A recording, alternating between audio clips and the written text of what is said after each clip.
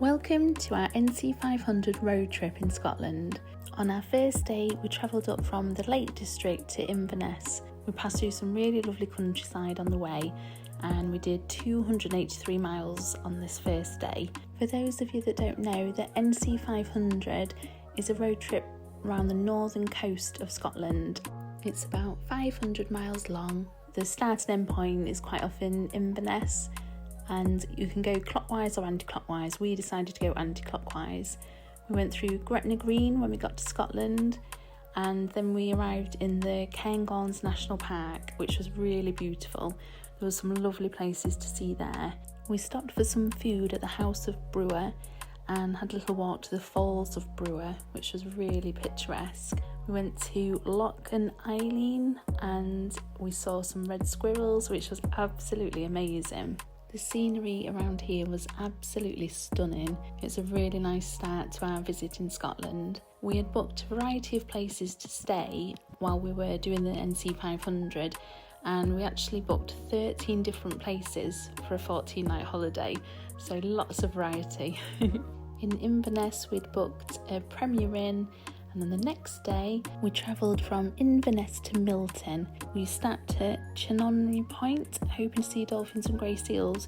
We did catch sight of them in the distance, but it wasn't the perfect time of day to be there, unfortunately. In Cromarty we saw oil rigs really close up, which we've never seen before, so that was really interesting. That night we stayed in a room in a residential property, and the next day we travelled up to Wick. Wick was 83 miles from Milton. We stopped at Dornoch beach on the way, which was beautiful. It was really lovely, bright skies, sparkling water, and then we headed to Dunrobin Castle. The staff were eating fish and chips when we got there, which made us feel a bit hungry. The gardens were gorgeous, and the view from the castle out to sea was stunning. The castle itself was like a fairy tale castle. It was really beautiful. We had birds of prey, and it was really nice walking around. A really gorgeous setting.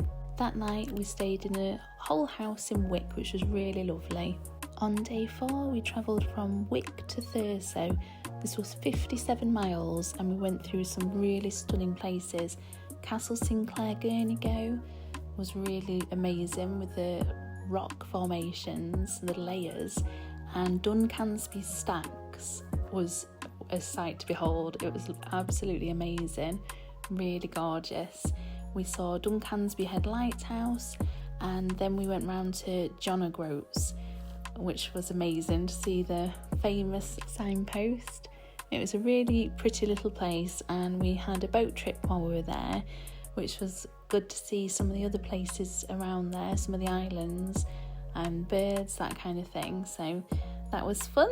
And after the boat trip we drove around to Dunnet Head, which is actually the most northerly point of mainland Britain, but it's a lot less famous than Groats, isn't it? So that was good to go there, and then we carried on driving to Thurso, where again we were staying in a house for the night. On day 5 we did 64 miles. We visited a few beaches on the way, most notably Melvich beach and Strathy beach, both really beautiful. Lots of lovely beaches on this road trip and really quiet, which was lovely. We went over the Kyle of Tongue Causeway, and that night we were staying right on the edge of Loch Eriboll, which was amazing. We had hired a static caravan for the night. They had animals nearby. It was a really lovely place to stay, really different, and the views were stunning. The next day we were heading to Scourie. That was a 49-mile drive. We watched our neighbours making a cheeky run for it before we left the loch, and then we went to Ceannabeinne beach. I don't know if I'm saying these names properly, sorry, which was another gorgeous beach. It was really nice to break the driving up and have lots of stops at all the gorgeous places. You can do the NC500 quicker if you want to, but we really liked being able to just take our time. We went to Sango Sands, which was beautiful. It had a lovely viewpoint. That was really nice to see. It had lots of rocky areas on the beach that you could climb on, which was fun. We were really lucky with the weather as well.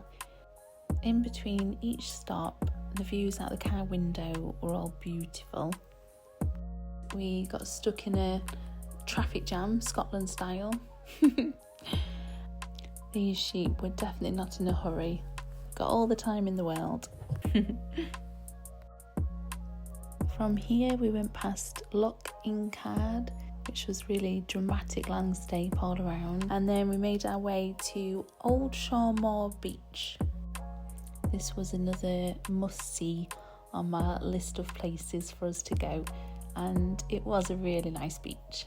From here we carried on to Scourie, where we were staying in an apartment. So we'd booked places mainly through booking.com or Airbnb, and a couple of places we'd booked directly, and we were really pleased with everywhere we stayed. We were really lucky. This was the lovely view from our apartment window. The next day we had a 132-mile drive. We went over Kylesku Bridge, which looks amazing from above. I've seen drone shots of it, and it looks really cool. We went to Clachtoll Beach, Achmelvich Bay, and we saw Ardvreck Castle on Loch Assynt, which is just stunning. The drive around here was beautiful. We went down to Ullapool, where we stopped for lunch, which was really nice. We went for a walk around Corrieshalloch Gorge National Nature Reserve, which had some beautiful views. We also saw the Falls of Measack, and then that night we were staying in a hotel. The next day we had a really fun drive from Girnigoe to Applecross. On the way we stopped at Eilein and had a lovely walk round with some gorgeous views again. It's a good idea to keep your arms and legs covered if you can in Scotland, so you don't get bitten by the midges. We saw some deer here and some more Highland coos, which was lovely. And then we had the drive up Ceannabeinne to do, which was very steep, really narrow roads. It rises over 2,000 feet in 3.7 miles.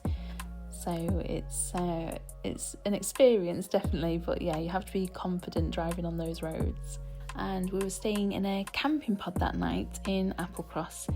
So Applecross is really kind of remote, because this is the main route there and back, which obviously not all vehicles can cope with.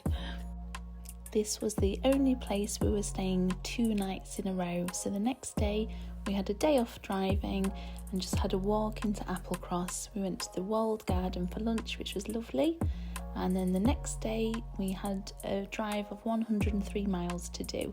It was a little bit misty going back down Ceannabeinne, and the hairpin bends were definitely not for the faint-hearted. We went to Upper Loch Torridon and saw Rogie Falls. That was really lovely. And then that was our loop done. We were back near Inverness, so the NC500 was complete. We'd ended up doing about 603 miles on the loop. We had a lovely hotel to stay in Strathy, and then the next day we went down to Fort William. We went past Loch Ness, no monsters to be seen there, and in Fort William we got the train to Melvich, which is just across the water from the Isle of Skye. There was some gorgeous scenery on the way, and we saw Glenfinnan Viaduct from Harry Potter. You'd probably be able to see it better if you drove up to it, but we really fancied doing the train journey. We thought it'd be a nice change, and we saw some gorgeous places on the way. But for actual really good views of the viaduct, it was a bit tricky out the train window. It was still good to see it though. We had done 75 miles that day, and we stayed in a unit in someone's garden that night, which was really lovely actually. They'd done it out really well. The next day we went past the Falls of Falloch and Loch Lomond. It's all really beautiful again, and we did 121 miles. Really dramatic, striking scenery. It was really gorgeous. We stayed just south of Glasgow on this night, and then the next day we were heading over to the east coast to see Northumberland. We went across to Holy Island on the causeway, Remember to check the tide times there. Then we went to Banbury, which is so picturesque. It's lovely, with a castle on the beach, and they were playing cricket. It was lovely. We then went over to Alnwick Castle, where they filmed some Harry Potter scenes, so that was really good to see. Before the holiday, I'd saved loads of places in my Google Maps want to go list, and just to help us plan where we wanted to see, all the kind of must do things, so that was really helpful.